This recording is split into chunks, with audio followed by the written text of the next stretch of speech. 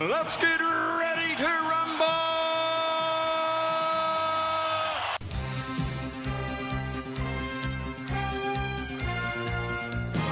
Hello and welcome to Netflix vs. Cinema, the podcast that every week goes to the cinema, sees a couple of things, and goes back home, sees a couple of things, and says, "This is what we've watched." Rates them all out of 5 and says, "Who's won this week?" Netflix vs. Cinema. This week there is only really one big thing, and that is James Bond is back. James Bond is back. Daniel Craig is back for the final time as James Bond, and with No Time to Die. So we usually kick off by asking, what have we seen in the cinema this week? I have seen No Time to Die. I went to a midnight showing, and I've been paying for it ever since. this whole day. My body is letting me know, we don't do this anymore. There's a reason we don't do this anymore, especially when the film is 2.5 hours long and finishes at 3 o'clock in the morning before we get home. Yes, so I have seen, in cinemas this week, I have seen No Time to Die. How about you guys? Shaun? Okay, yeah, well, I figured that you might do that, and if I'd have gone to a late one, I'd have probably fallen asleep, because I've found that now with the late ones, I won't do late ones. You know, I know they have special ones, but I just don't enjoy them so much. So I figured you probably might do that one. So we're saving that for tomorrow. I'm going to go see that with Sharon and a few other friends. Yeah. We decided, so we'll do it. It'll be like an expedition. Yep. So I decided, I saw what was out, and there wasn't a lot out what we'd seen before. I actually watched a movie called Sweetherat. Oh, Sweetheart. Okay, now Shaun, Sweetheart, you have this uncanny ability to go and find films in the cinema that I did not even know existed. Now, I'm not sure whether that is a case of the cinema that's close to where I am, as I often say almost every week, being rubbish, and meaning that I just can't, I just don't get to know about these films.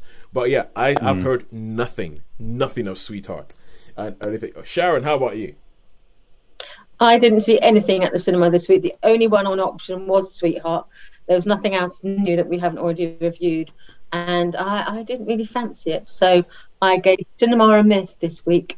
Yeah, it's kind of like it's the big film effect, isn't it? Like, it happens. We've mentioned this whenever a Marvel movie is released, and everybody goes, "Oh, we're not releasing a film that week." It's like, what's the point?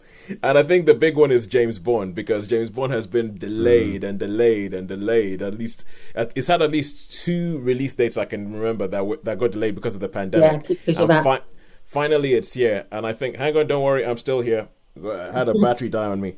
So, yeah. And but I thought, having seen Herself, Our Ladies, there's another one, these sort of quite low budget, female-centric films, I just did not fancy another one. You didn't fancy Sweetheart? I believe Sweetheart to Shaun, and he can do the girl power this week, and I was gonna stay home and eat. Yeah, it's a shame, really, because I think I was thinking that you may have quite enjoyed this.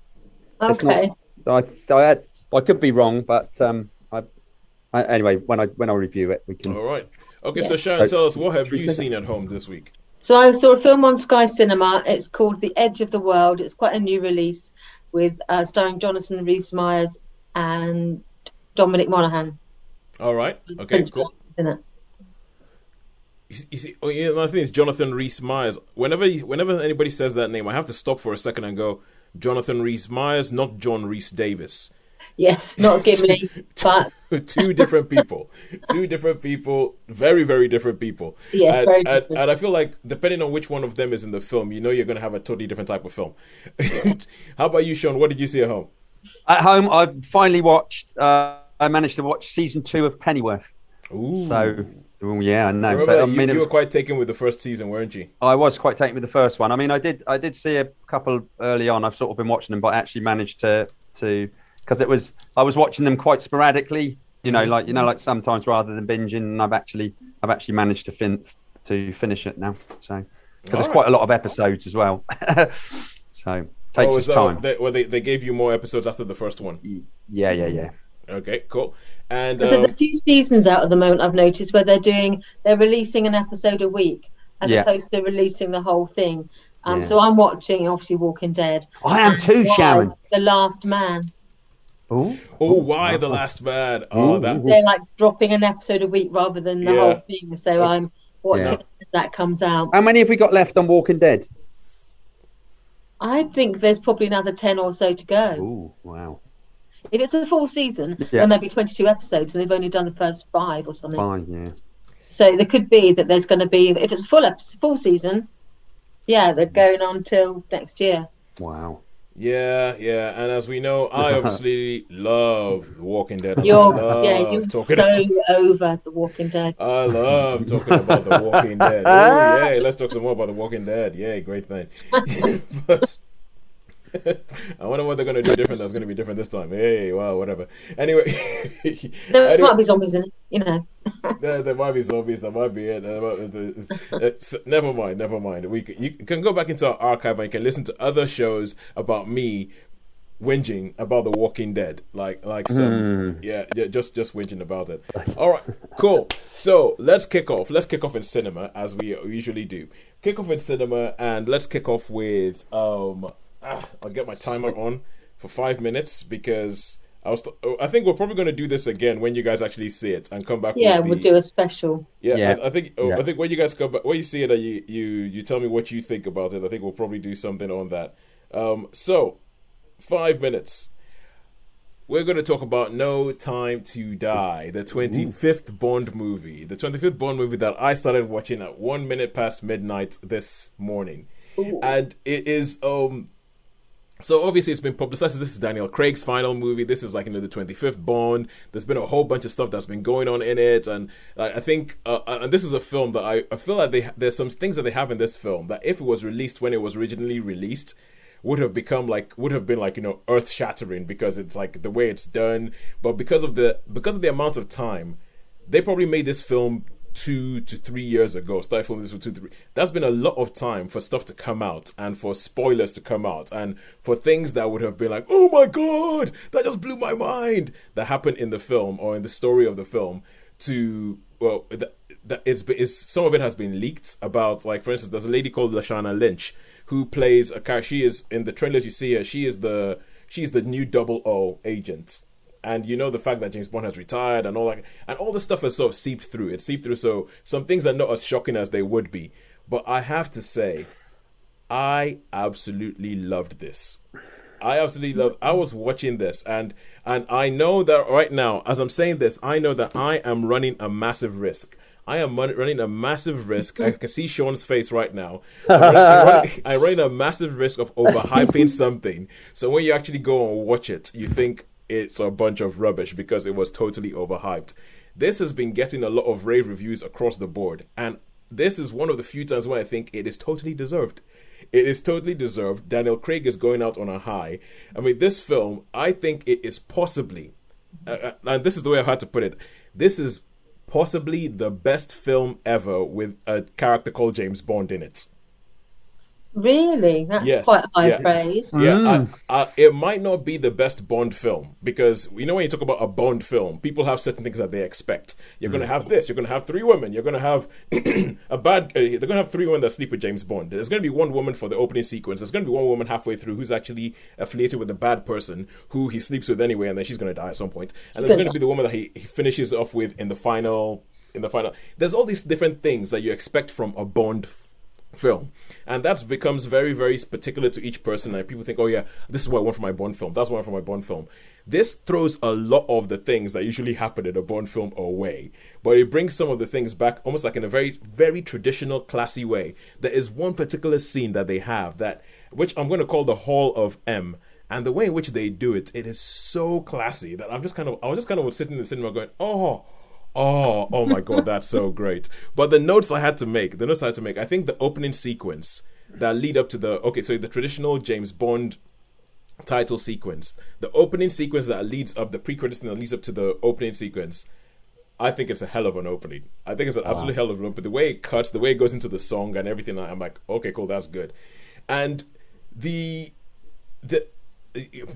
Craig he's played the only Bond with an arc. So if you think about all the other James Bonds, like all their films pretty much existed in silos, where what happened in one film didn't affect what happened in the next film. And Daniel Craig is the only one who has an arc that goes from the first film, and by his fifth film, they're still talking about things that happened in the first film. Yeah. And he's the only one who's done that. And they have been, and this is the most emotional Bond I think I've ever seen. And in other films, they have tried during Daniel Craig's arc to make you care about Bond's upbringing or Bond's life, especially in Skyfall. And I did not think it worked. Because personally for me, I know Skyfall is loaded. I think Skyfall is...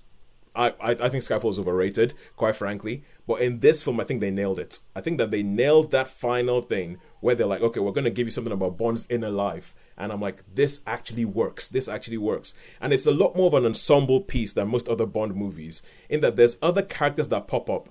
And at the end of the film, you're just kind of like, I want to see more of that character. I want to see more, like, there's Anna de Armas. She shows, I want to see more of her. I definitely want to see more of Lashana Lynch's character.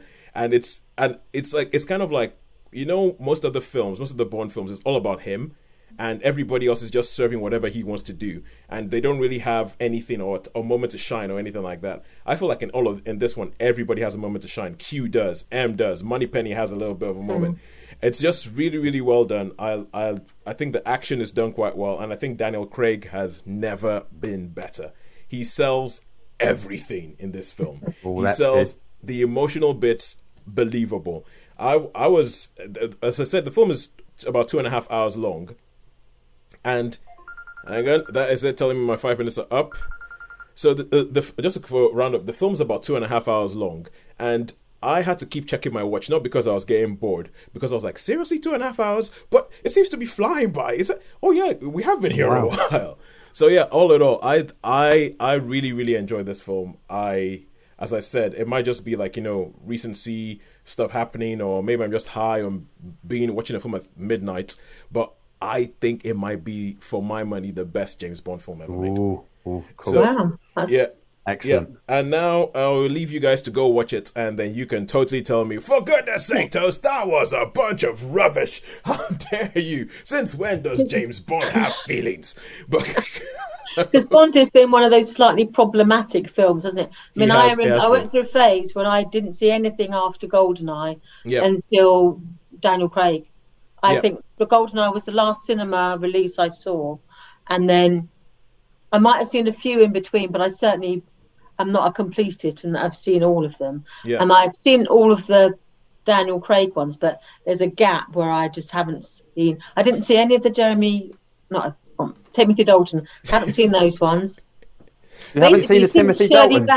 No, since Shirley Bassey stopped singing the theme songs, I've got a gap in my knowledge. So I'm one of these people who've grew up with it, as we all did.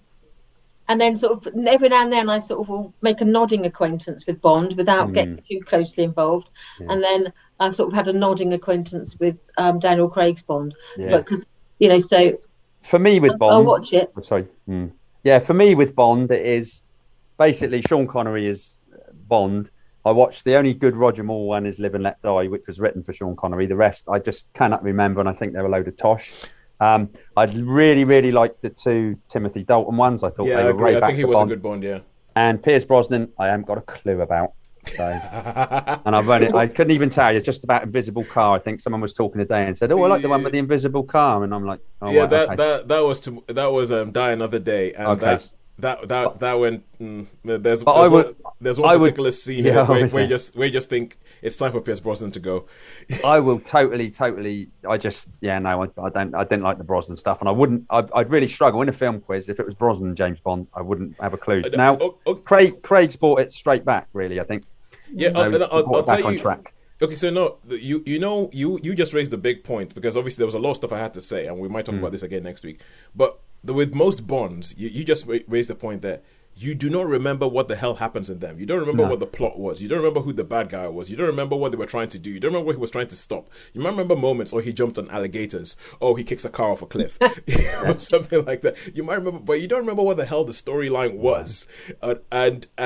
And also the women have nothing to do. I mean, if I'm going to be totally honest. Yeah. And in this film, this is a film that I think I will remember the plot of this film over and above all the other Bond films. I think, even Dr. No, what the hell was Dr. No doing? I can't remember.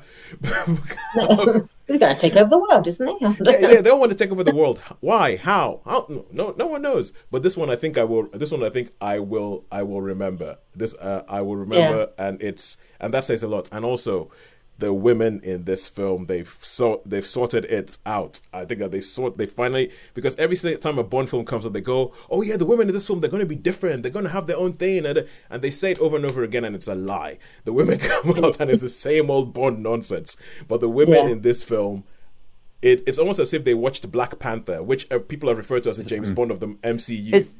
It's not too in your face, is it? The female side of it. I mean, not like. Oh, sure. That's good. Sorry, no, I don't mean that horridly. No, I know.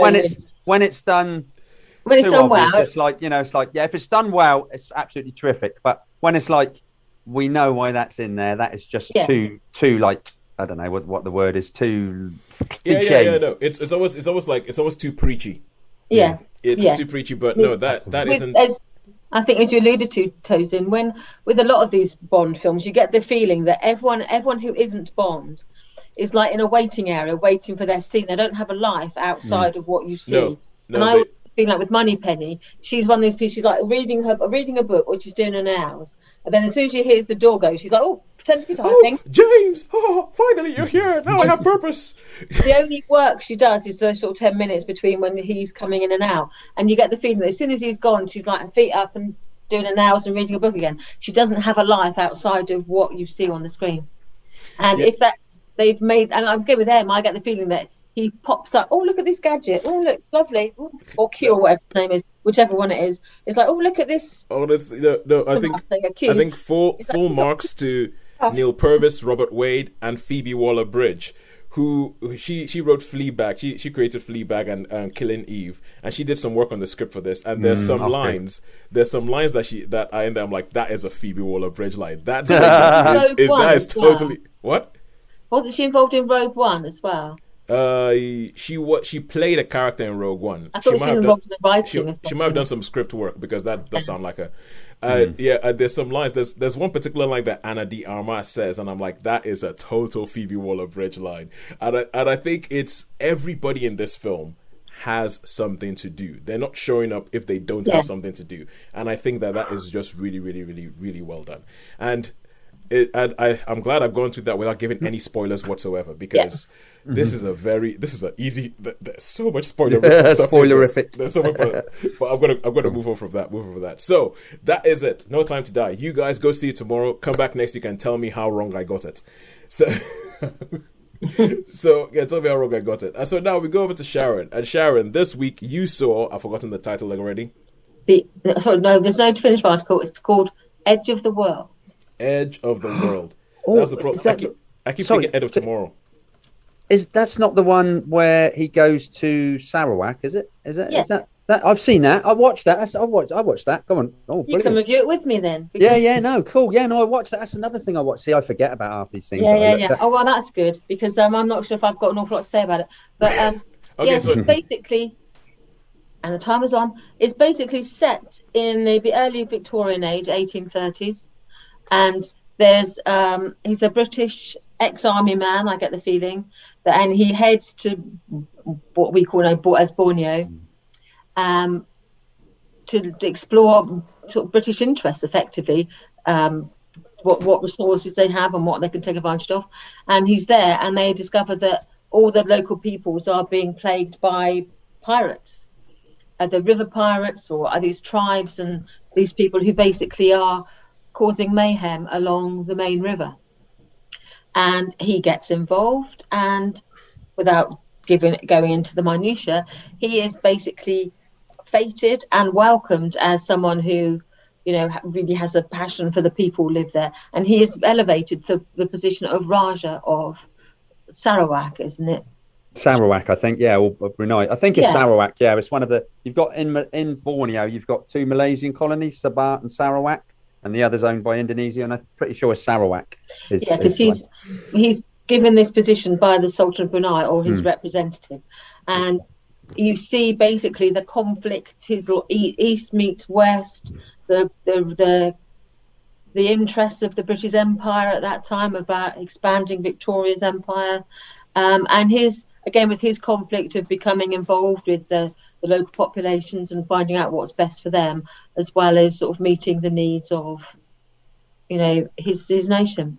And it deals with his interpersonal relationships with different members of the community he lives with, and how his sort of calls on his, what's home? Is home where you live, or is home where you're from? And it's those sort of, you get that sense of conflict between, where he's from and where he is now.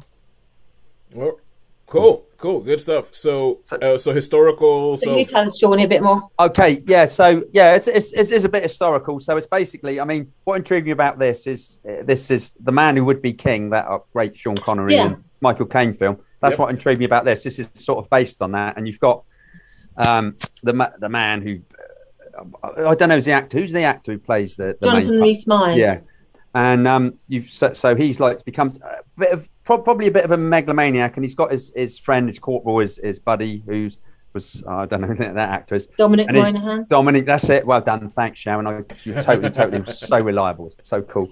I'm glad you're. So yeah, and I mean, there's a lot. It's like Sharon said. He's sort of more down to earth. He's more grounded, and he's saying, "Hey, come on," and then you get some more people come along. I found, for me, my personal feelings on the film were it had moments, but on the whole, it was some of the time it was like I don't know. I didn't really know where it was going, and I wasn't truly convinced by the acting. For me, I mean, from a personal point of view, and yeah, there were moments in it. The thing is, why I think I probably didn't put it down as review because I was sort of half watching it, if you know what I mean. So I wasn't. I mean, sometimes I can do that. I can start something, watch it, and get totally engrossed in it. This didn't grab me. This didn't have the hook, if you know what I mean. So well, I'm glad you said that because I was watching it, but I had the same feeling that as terms of like a strong narrative, I didn't feel to me like it had a strong enough narrative that I actually understood exactly what's going on. Because when they first sail up the river and there's like a few fights and things, it's hey, we're going to make you a Raj, and I'm thinking, have I missed something? What did he to warrant? Because all he did is like he sailed up, landed around, a few people like. Few pops and bangs. It's bangs, like, that's hey, it. You've saved us all. I thought, is that it? Is that what he did? And I think I missed some of the subtlety, or that just wasn't there. And then part of the storylines, I thought it was a bit heavy-handed with the whole, British Empire bad, local empire good versus, your power-hungry, resource-hungry nutters, and we're all good because I thought sometimes that was a little bit clumsy for me because I think you put that really well. Yeah, clumsy. Okay. Yeah, clumsy's a good word. A clumsy film, really. So I thought it meant well, and at the end they do the whole. This is they give you all the facts about the various characters. I thought, well, that's actually quite interesting. So probably if there'd been a book about it, it might have a bit more my bag. Well, you're like it reminds me a bit of the film Tag, where they talked about it was an adaptation of this group of friends who have been playing the same game of tag for 20 years or something. And I remember saying that I watched the film, and the most engrossing bit was the bit at the end where they showed the real people playing tag as opposed to the actual film. Yeah. So is it kind of like where you're reading the blurb at the end and you're like, why did you make a film of that? Yeah, I found it more interesting. And so I paused a few times when it had all this screen on the screen, thinking, well, why didn't they do more about that? But so I found it probably meant well, but to me it didn't quite deliver. Yeah. So I would give it I would say it was an okay. So on our grading that we've established, I would give it a 2 because it was okay, but it wasn't. I didn't feel it was that entertaining because I could have easily started reading my book halfway through and just let it drift on in the background. But I kept watching it. But it wasn't enough for me to say, okay, I'm watching this. I'm not going to be fiddling around with anything else. It didn't hold my attention the way it ought, maybe. So I would give it a 2.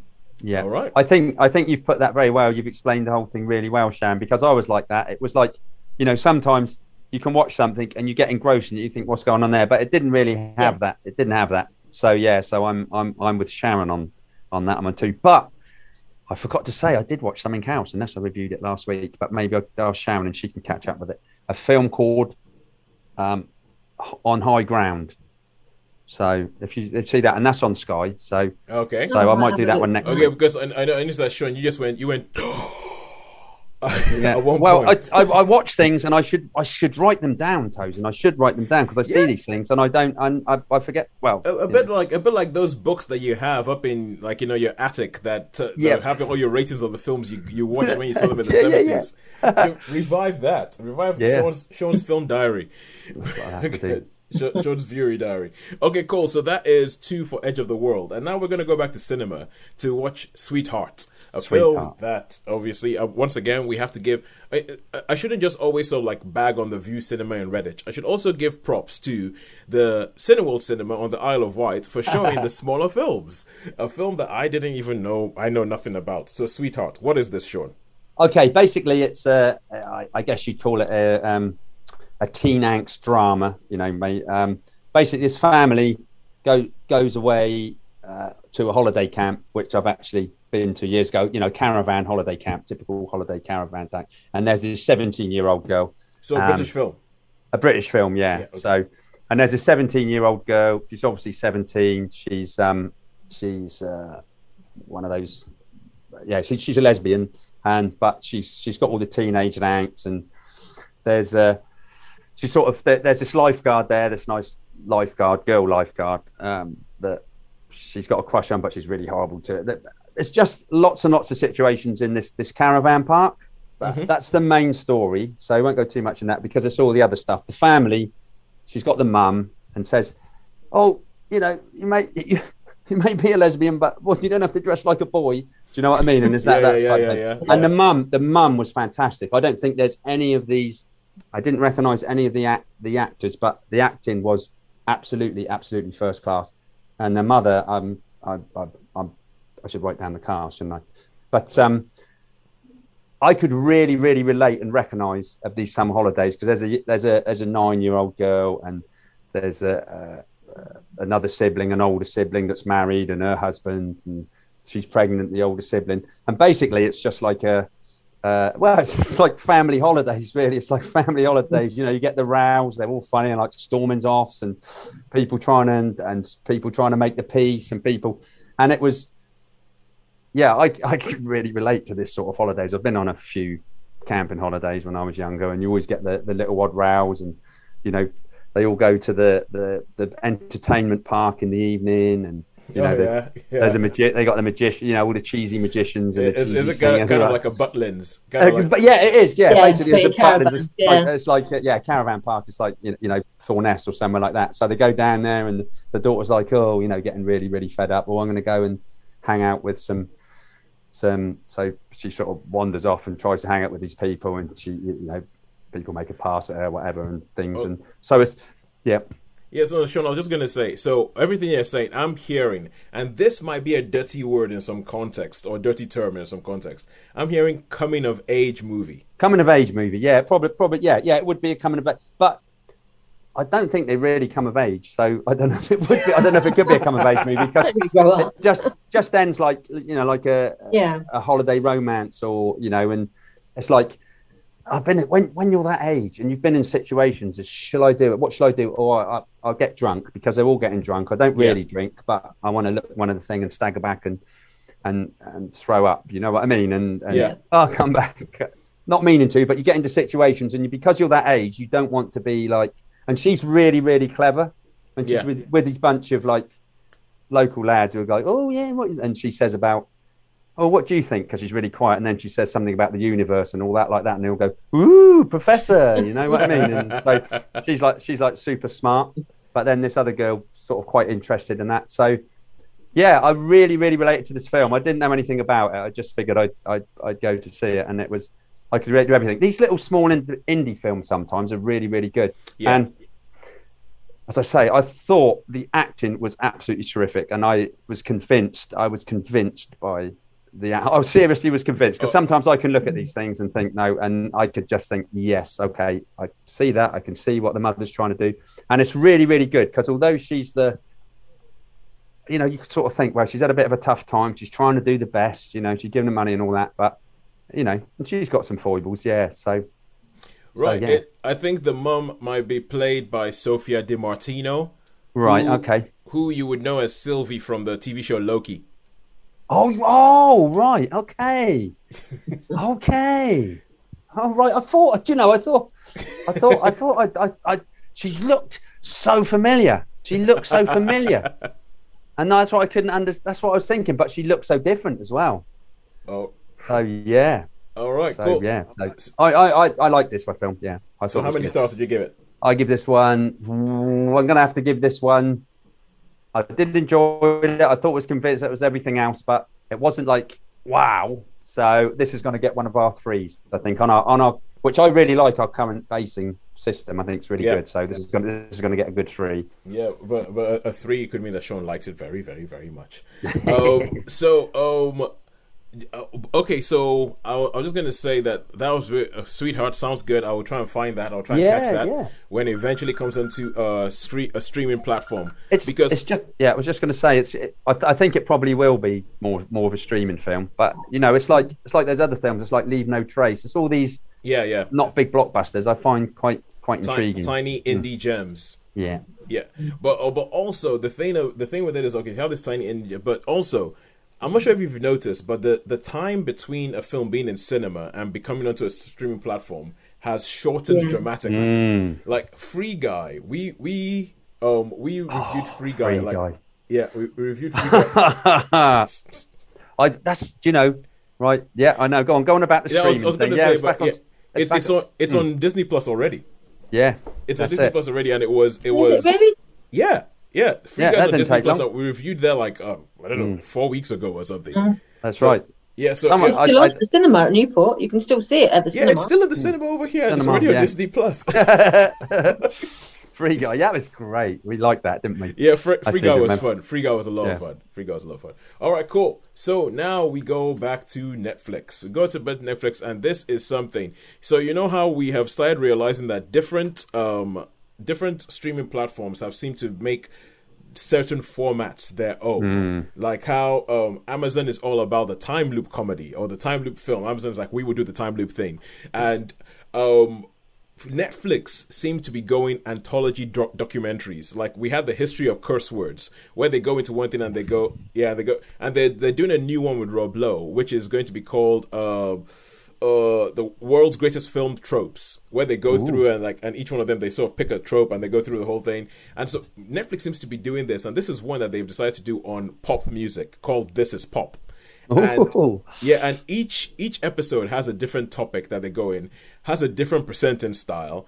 So it goes all the way from the first one is called the Boys to Men Effect, and it talks about Boys to Men, who were an American close harmony group in the 90s, and how the effect that they had on the whole music industry, and how when you look at it, after Boys to Men, all the boy bands started looking like Boys to Men, but there's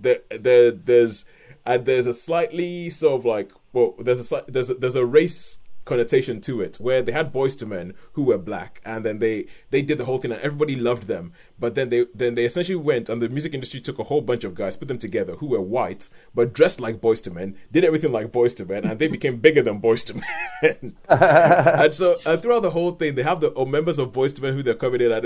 So I think some of these, so there's one on Boys to Men, there's one on Britpop, there's one on festivals and how festivals became big, there's one about country music and how countries can get all stuff. And so there's different levels of interest and different levels of how great some of them are. There's one that focuses on protest songs that seems to the guy Hosier, he did the song Take Me to Church. And they sort of place Hosier as the way they treat him almost as the patron saint of protest songs, and I don't understand how they came to that. There's one about a building in America called the Trill Building that had a lot of did a lot of hits in like the 60s and all that. But for me, the standout episode, the one that I loved the most, is one called Auto Tune. And Auto Tune, Auto Tune is. Have you ever heard a song recently in the last couple of years, where you're listening to it and when the person is singing, it sounds a bit robotic? Like think like Cher did a couple of those, didn't she? With bang on, Sharon. Cher was the big first one when she came. Do You Believe in Love? Believe. Was that the one? Yes, and Auto Tune was this thing where this guy came up with it, and the whole idea behind it is that somebody could sing badly in rehearsal or sing badly in the studio, and then you can just change it and make them sound good.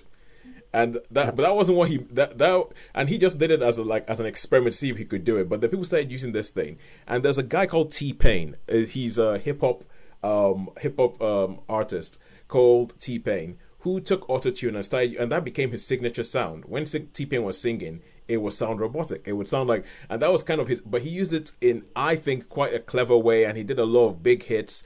But then all of a sudden, everybody started using it, and then there was this backlash. There was this backlash against autotune, and it all fell on T-Pain's head.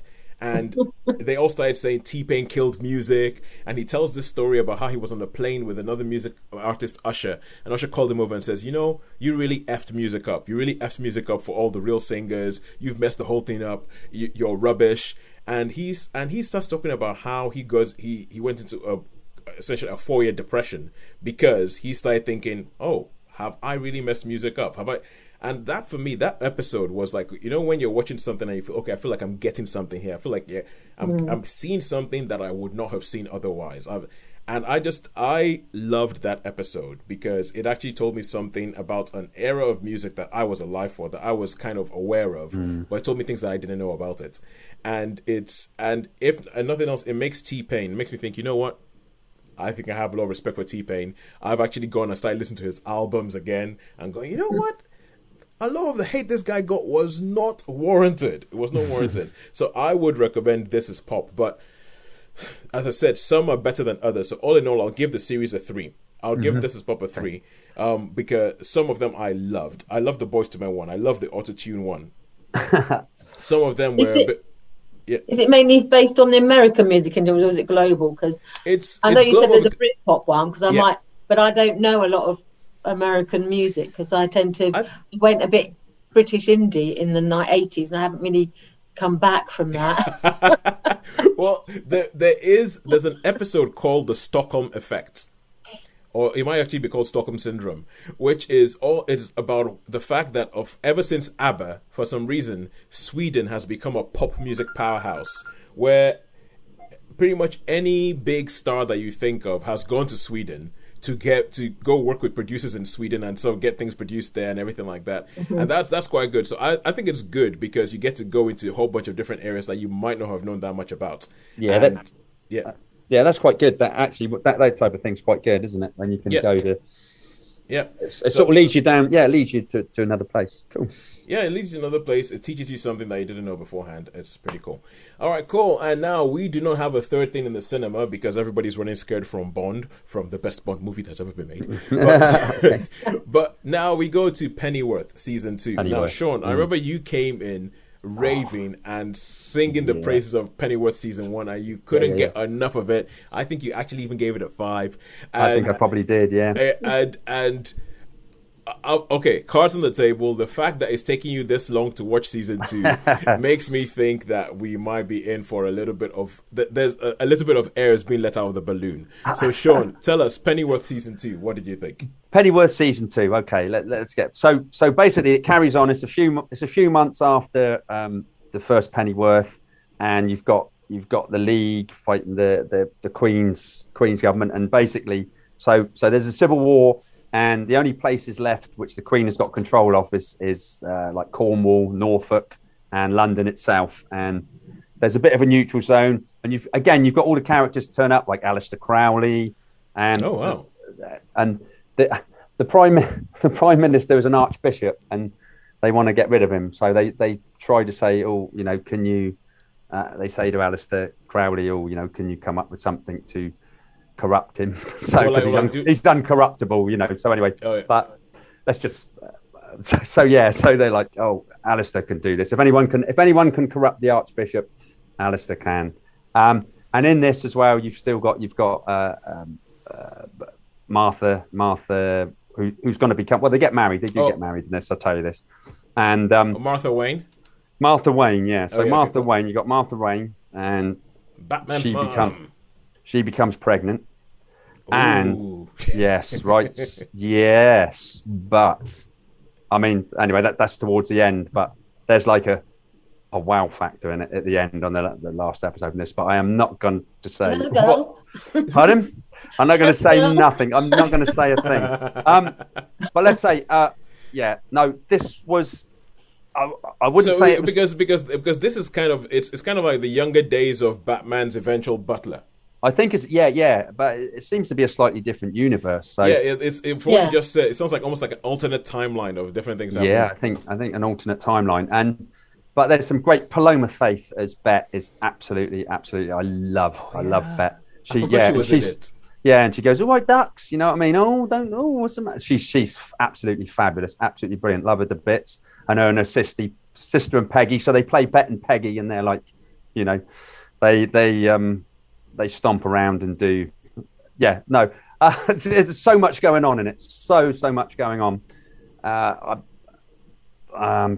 Lots and lots of different episodes, and I liked most of them. There were a few which were a bit dull, but they've got the League has created this weapon, and the army's back in the League, and you've got they've got this weapon which somebody has to take, and it might, you know, I don't know if I don't recognise it as a Batman character, but you know, like a superhero-y type thing, or should we say a robotic thing with that, you know, so you've got like a little bit of a backstory there, but it is really intriguing. It's really intriguing. So I always find it funny, Shaun, when you're talking about something, and I can see you trying to talk around spoilers. I can almost see you walk. I can see you walk up to the spoiler and go, "Oh no, can't say that." No, can't say that either. That's exactly right. This gate crashes down. Like, can't do that. That's why I shoot off a little random. So let me calm down a little bit. I'm going to calm down a little bit for the last couple of minutes and just we go for this. So yeah, basically, so you got the story. You got the two different factions fighting each other. You got Pennyworth. He sort of plays both sides, and he's got one of his old captains comes, and so he does other little jobs on the side like robberies and things that go wrong. And all Pennyworth wants to do is he just wants to get to America. He just wants to get to America, and he manages to get all this money, and then something happens which may have been staged by one or other things. So he loses all the money, and his mates lose all the money. He goes, "Oh, what are we going to do? Oh, we've got to do another job." So this is how basically that's the story. Oh, and you've got Lucius Fox turned up in this one. Oh, Lucius. He's the one that discovers the thing. Anyway, so yeah. If anybody was wondering what we're talking about, that was Shaun just backing away rapidly from a spoiler. That was Shaun driving all the way up to a spoiler, putting the car in reverse and getting out of there. So one of the missions is old Lucius is like, I need to get out fast. So they go to obviously they go to Pennyworth to do the job, you know. And there's this really horrible character.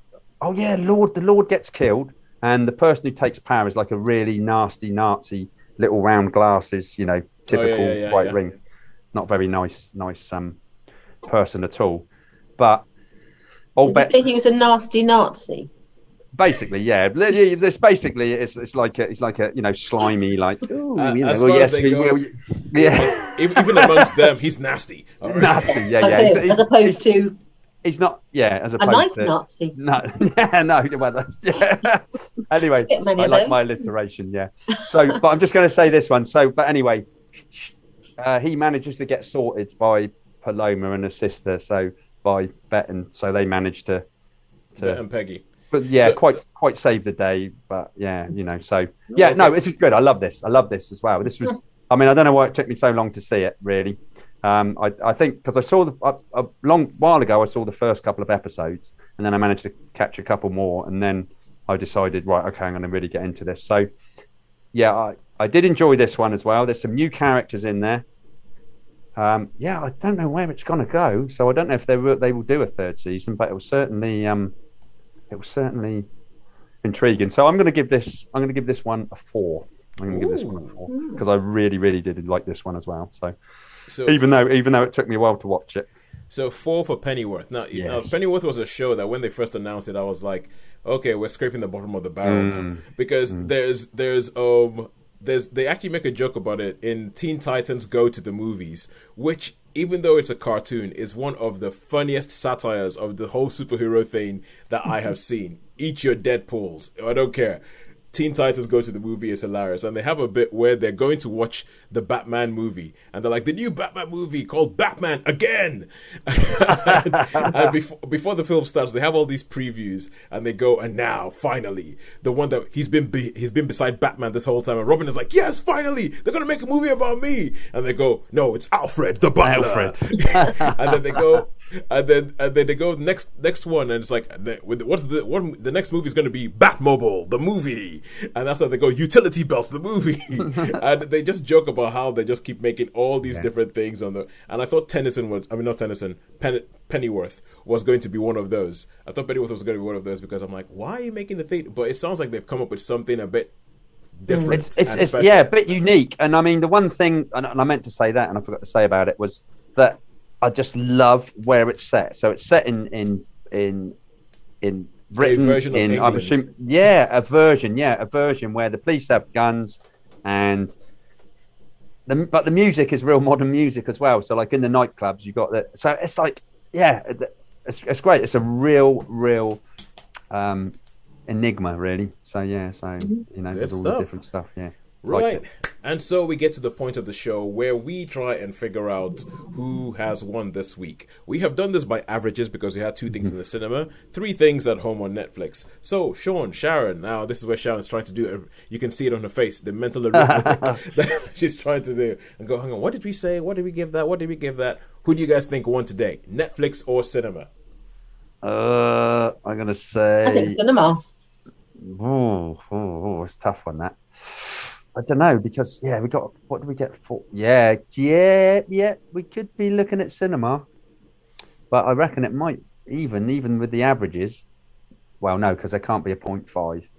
Because cinema by 0.5. Cinema by 0.5. This is Shaun showing his memory, or maybe just showing, like you showed us last week, your ability to read mine and Sharon's minds. Going, they're gonna watch that. They're gonna watch that. I'm gonna watch that. So it's like, yes, you are right. On the averages, cinema has got it by 0.5. It would have been worse if we didn't have 3 things, because we had started with No Time to Die, which I have given 4, and Edge of the World with 2. So yeah. Then Sweetherat with 3, This Is Pop with 3. So at that point, if we're looking at total stars, cinema was ahead by 2. And then Pennyworth came up and gave it with a 4 to sort of say, come on, Netflix and friends, I'll drag you on my back. We can totally do this. So this week it is cinema that has won. But yeah, I would say, guys, you guys go watch No Time to Die. Go watch No Time to Die. We will. I look forward to hearing what you guys think and to see whether I'm all alone. I'm all alone. See if I'm all alone in this. So yeah, Shaun, any more picture quiz? No, that's it for the picture quiz at the moment. Yeah, I'll save it till next week, and it's Sharon's turn next week. It's Sharon's turn to get her, and we'll see. You normally they're even Stevens. Yeah, where we both normally have a fair go at them. Fair go at them. Yeah, that's it. So if you want to do something from like a musical. You want a musical? I had something else in mind, but or a costume drama of some kind. But we've had a couple of those as well. So I'm easy about that. Okay, we shall find some things. Cool. It's definitely you next week because I'm Yeah. So. All right, cool. So in that case, until next week, when will we have Dune? Will we have Dune next week, or is it going to be 2 weeks after James Bond and then teased at Newport because they re-showed the 1984 Dune in the cinema. Oh, the cinematic release. What happened? Dune, and it was like, it's the David Lynch Dune, which I like, but I don't want to see that one so close to the new one. I actually think seeing it that close to the new one doesn't do the old one any favors, because even the trailer of the new one, you're looking at going, okay, this is a totally different proposition. This is looking quite good. All right, cool. So until next week, when we'll figure out what it is what's happening, we'll see some stuff on the Isle of Wight. I'll probably see nothing in the cinema in Redditch. It's a goodbye from me. It's a goodbye from me. And it's a goodbye from me. Sharon, if you do get a chance, just out of interest, on Sky, if it is time and you can catch it, it's called On High Ground. On High Ground, okay. Yeah. Or something like that. Yeah. Okay, so that's everything. Thank you very much for those of you who join us on Facebook. We will see you next week. Bye.